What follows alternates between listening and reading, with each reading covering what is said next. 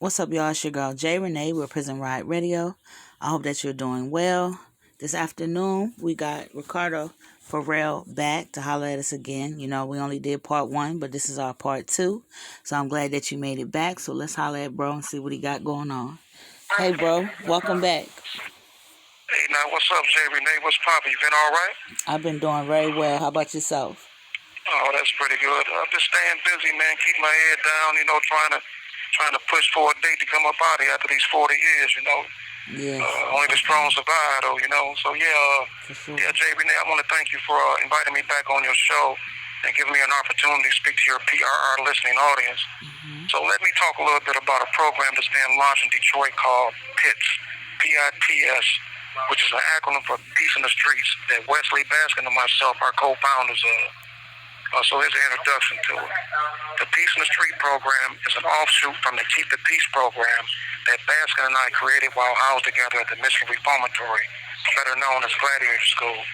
The core principles are basically the same, where the P.I.T.S team worked to intervene in conflicts and disputes in an effort to foster and bring forth peaceful resolutions, which can help reduce senseless violence and strive towards precluding it from happening in the first place. Wesley Baskin served 40 years behind the walls of several Michigan prisons and knows firsthand the driving factors that perpetuate violent encounters, both on the inside and outside. Although I remain behind the walls of a Michigan prison, I'm working closely with Baskin to facilitate the Peace in the Street initiative. We have reinvented ourselves by working hard at changing the negative mindsets we were once driven by. The key to our transformation is begun by the renewal of our thinking. We knew by renewing our thinking processes that the likelihood of adopting new positive attitudes was a strong possibility. Think of the shift that was created in a place like the infamously known Gladiator School, where vicious, volatile acts of violence were commonplace.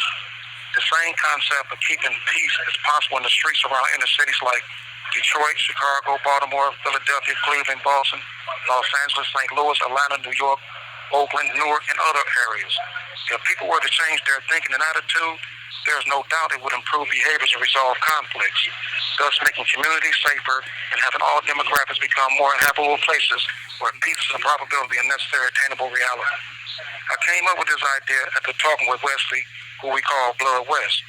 He had asked me about a month ago to write another piece to cover his reintegration back into society. And when I spoke with him a few days ago, he was anticipating me talking about the article that I possibly wrote on it. But instead, I shared something better, the P.I.T.S, the Peace in the Streets program. I can tell you he was blown away. I had told him on that same call a month ago to check out Andre Norman, the host of Second Acts podcast, who's the founder of programs like Violence Interrupters, Ex-Offenders-Led Movement, and How Pure Violence got started. Blood immediately caught on to what I wanted to do. So in a city that has the reputation of being one of the most violent cities in America, we want to be a part of changing that perceived ugly narrative in this culture of violence. Wesley and myself are putting together an amazing team of formerly incarcerated individuals to come on board P.I.T.S. To name a few, Ronald Simpson Bay served 27 years on a life bid. He's now a big part of Just Leadership USA. Natalie Holbrook served 10 years, now the director of American Strand Service Committee. Daryl Seeger-Zeal served 34 years on a life bid before being exonerated. He's the founder of Access Plus, an organization that offers legal advice. Mary Marshall served over 20 years on her life bid, now the director of 80 Strong, a program that helps women with reentry.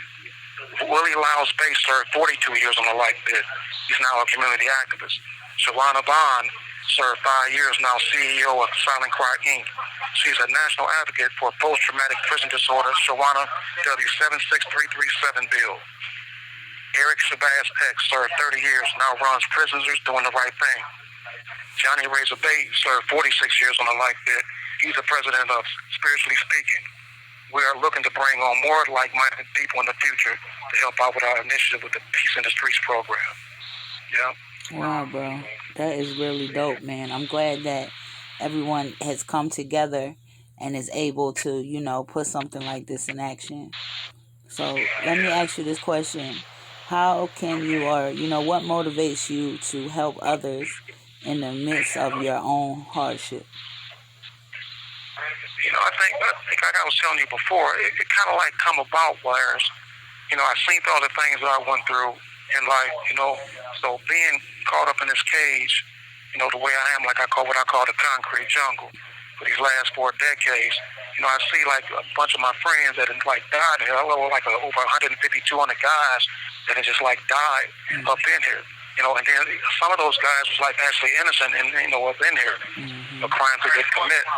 So that kind of like motivates me to kind of like want to really reach out and really make something happen, and it's be really meaningful, and that can really, like leave a heck of a lasting impression on what's going on, out there in society and within here. So a lot of people, like 95% of those that's incarcerated, is going to be coming up out of here.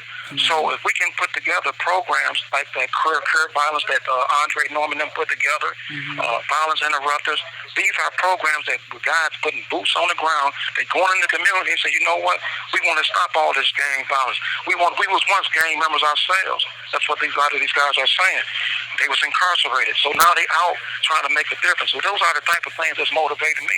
That's why I mentioned that to Blood in reference to what Andre is doing, so we can get an idea of what we want to do in a city like Detroit, where it's a dire need for something like this. Most definitely. So how can people get in contact with you or link up with you to become involved? Well, like I was saying before, that www.jpay.com, they would need my number, 140701. I think you got to select the state, Michigan.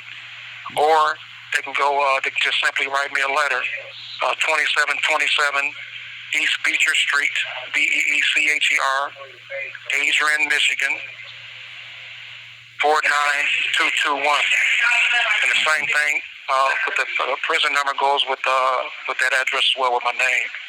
Okay. So that's how they can get in touch with me via mail. But like I said, the JPay is also a quicker way and a better, easy way to communicate as well. Yeah, JPay is a lot quicker as far as the turnaround time. Well, Right. All right, so bro, before I let you go, is there any thing you want to leave us with? Any encouragement or any words or things like that?